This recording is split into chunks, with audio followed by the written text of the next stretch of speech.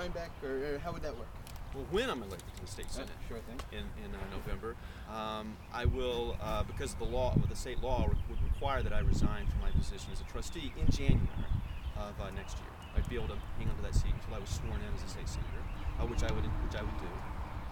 There's a lot of things that I've started in Rhinebeck that I want to see completed, and that was the reason I ran again. From now till January, I will be able to make the push that is necessary to complete those tasks. If I am, for reasons not fortunate enough to win, then I will continue advocating for Rhinebeck. But I am very confident in winning the Senate seat. Just as the legal ramifications of that are, is that the mayor will appoint a temporary replacement for my seat that will serve for 3 months, and then in March of next year, as part of our regular village elections, the people of Rhinebeck will have the opportunity to vote for a new trustee. Who would serve for 1 year? Who would serve complete out my term, and then we have village elections once every year. Yeah. So. And if, as you know, it's certainly not unusual for a person who is an elected official to run for higher office. In fact, we have a county executive who's made a career of that. Well, so you're running again. You've got some experience now, and hopefully more name recognition. That's the plan. Yes, I've been actually since the 2010 election. I've been keeping busy. I've been advocating for tax relief in my town of Clinton. We almost had a 29% tax increase on our property taxes snuck in by our town board. And to be honest with you, working across lines, I worked with Republicans, Independents, Conservatives. We got the word out and we managed to keep our town taxes down to 10%, which although is not great, it's more manageable than 29%. I've been busy with advocacy for the domestic violence community, and yes, I feel that I've been in the public light a little bit more over the last couple of years, and hopefully people will remember my name and know that I am out there working for them. So the proposed district lines, I know they've been available for a while. Why are you doing this now? Well, they're not proposed. It's a law now. Yeah, well, yeah, but the Assembly and the Senate have signed off on it, and the Assembly and the Senate have signed off on it, and the Governor has signed off on it.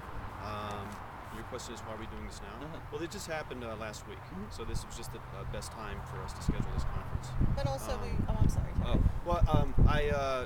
I also wanted to wait until I was the nominee of Dutchess County, which is official now. I did receive the endorsement from the Dutchess County Democrats last night at their convention, and I wanted to have that official title before we did the press conference.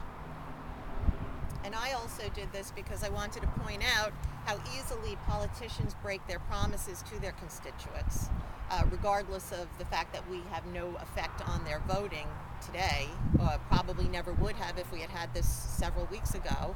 The fact remains that both gentlemen signed a pledge that was publicized, that they became heroes, and now they are enemies of reform, and yet there's no ramifications for it. So my feeling was to come out today to point out how easily these promises are broken, and voters should really look into voting records before they place their vote in this coming election.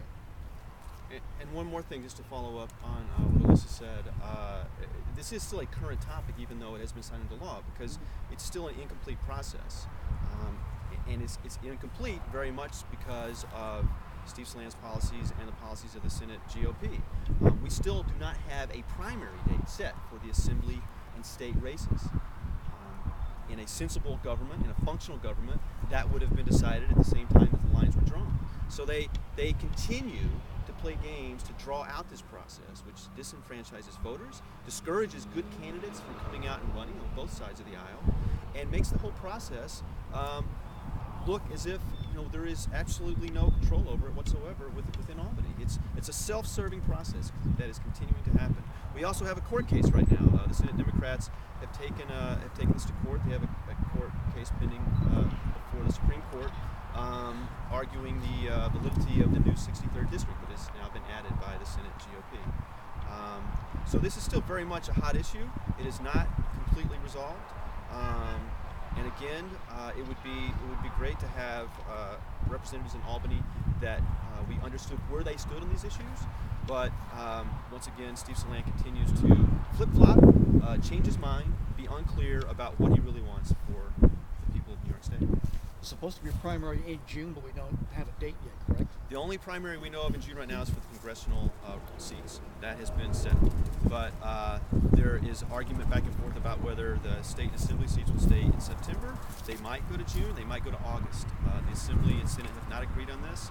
My understanding is that the governor is pushing for it to be in June because it will save the On the same day. on the same day Right, because it to will save save the money. taxpayers. It will save the taxpayers millions and millions of dollars to do it all together. And it will also encourage more voters to come out. The more elections you have, it begins to be a trickle off. You have less and less voters for every election. So again, this whole system is not working in favor of democracy. It is not supporting the rights of the voters, and it's not really representing the interest of all the people of New York.